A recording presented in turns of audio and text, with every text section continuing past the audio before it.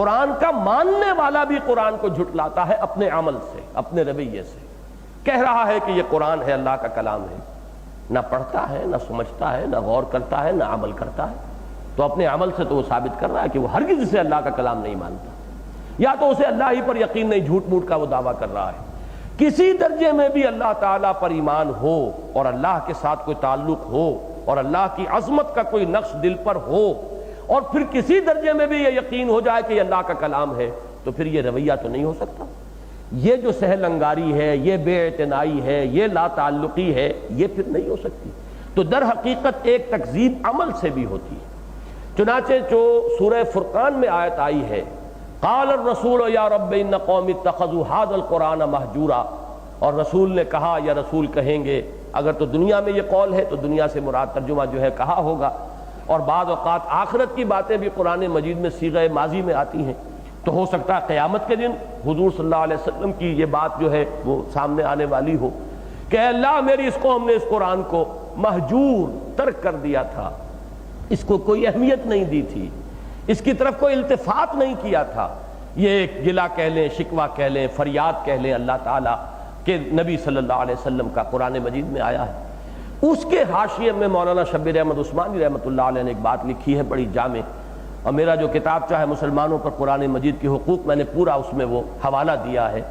کہ اگرچہ اس آیت میں مذکور اصلاً تو ہے کافروں کا، کفار کا، منکرین قرآن کا، لیکن جو لوگ بظاہر ماننے والے تو اس کو پڑھیں نہ، اس کو سمجھیں نہ، اس پر غور نہ کریں، اس کا حق ادا نہ کریں، اس پر عمل نہ کریں، اسے اپنا امام نہ بنائیں، وہ بھی درجہ بدرجہ اس آیت کی ذیل میں آتے ہیں۔ یہ بھی تکذیب ہے، یہ بھی جھٹلانا ہے، یہ بھی قرآن سے ہجر اور قرآن سے دوری اور قرآن سے بعد کی ایک شکل ہے۔ اور اسی کی ایک دوسری دلیل ہے جو سورہ جمعہ میں آئے گی، اور چونکہ ہمارے منتخب نصاب میں ہے اس لیے اکثر لوگوں کے سامنے ہوگی، کہ یہود کے بارے میں کہا گیا ہے قرآن مجید میں سورہ جمعہ میں جو الفاظ آئے ہیں کہ بئس مثل القوم الذین کذبوا بآیات اللہ،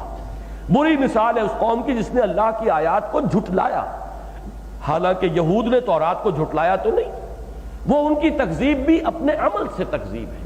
وہ جھٹلانا ان کا جو ہے در حقیقت زبان سے نہیں بلکہ اپنے عمل سے جھٹلانا ہے، جس کے لیے میں نے حدیث بھی وہاں کوٹ کی ہے، حضور صلی اللہ علیہ وسلم کا فرمان ہے ما آمن بالقرآن من استحل محارمہ، جس شخص نے قرآن کی حرام کردہ کسی شے کو حلال کر لیا اپنے لیے، وہ قرآن پر کوئی ایمان نہیں رکھتا۔ تو یہ ہے وہ دو ٹوک بات، جیسے حضور نے فرمایا من رغب عن سنتی فلیس منی،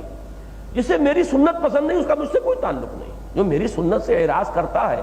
پھر وہ کہتا ہے کہ وہ مجھے رسول مانتا ہے اور مجھ سے محبت رکھتا ہے، تو جھوٹا ہے۔ اسی طریقے سے جو شخص کہے کہ قرآن کو میں مانتا ہوں اللہ کا کلام ہے، اور قرآن نے کسی چیز کو حرام قرار دیا اور وہ اسے حلال ٹھہرا رہا ہو، تو معلوم ہوا کہ اس کا قرآن پر ایمان نہیں۔